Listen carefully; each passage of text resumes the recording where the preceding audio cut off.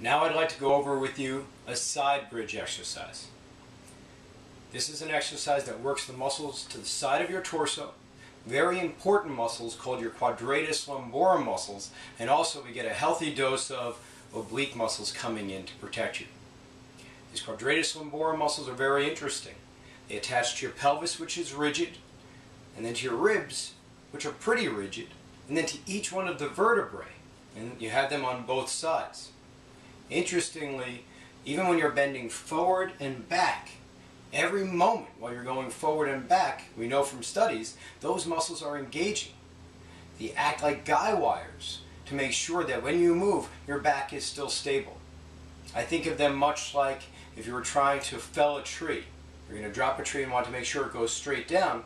You might have a wire or a rope on one side and one on the other, with someone holding with equal tension to make sure it didn't wobble and fall the wrong way.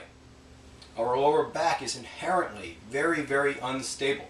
So it requires all of these muscles working together to stabilize it throughout our normal activities.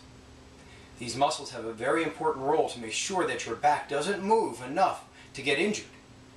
Their engagement, their activation, that they kick in when they should, and their endurance are extremely important to your core to protect your back from movements that will cause injury.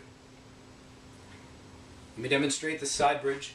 At a beginning level, you start with your elbow right underneath your shoulder. You want to make sure it's not too far out. That'll put too much strain on your shoulder, or too far in. So test that your elbow under your shoulder feels comfortable. Put your hand down. Now you're going to have your knees bent and out in front of you, but from your hip up, you're going to stay long and lean. A nice line from your hip to your head that should be nice and straight. From here, you're going to lift your hip up, which will help to isolate those muscles. You want to make sure that your knee stays on top of the other knee, your top knee on top of the bottom knee. But also we want this to be more like a hip hinge or a squat. So not only are you going to bring yourself up, but as you bring yourself up, you're also going to bring yourself forward. And then you bring yourself back on down. Keep your head back. Always want this nice line. We're always prompting this stable position of your spine and challenging it, so the exercise is going to groove that pattern and challenge those muscles so you'll get stronger. You're going to drop your hip back and just touch but control it. Bring the hip up and forward.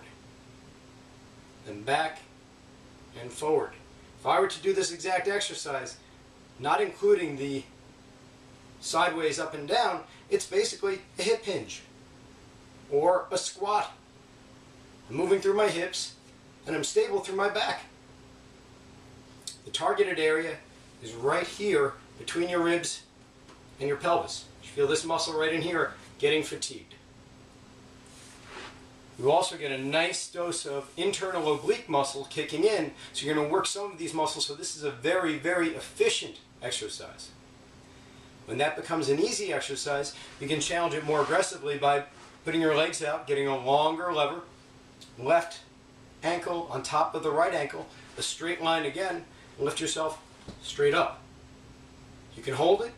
This could be a static exercise, or you can go up and down. From here we can go into planks, but that we'll do in a different video. As always, don't allow for this exercise to cause you any extra pain. This is something that should be comfortable. You should feel it in the targeted area, but no pain similar to the pain that we're trying to treat. Lastly, I'll comment, when you're on your side and your pelvis is going forward, you're actually stretching this front muscle. In some of you, that's very important, because if that's tight, we know that's a big problem. If you have any questions, make sure to bring it up to me at your next visit or give me a call.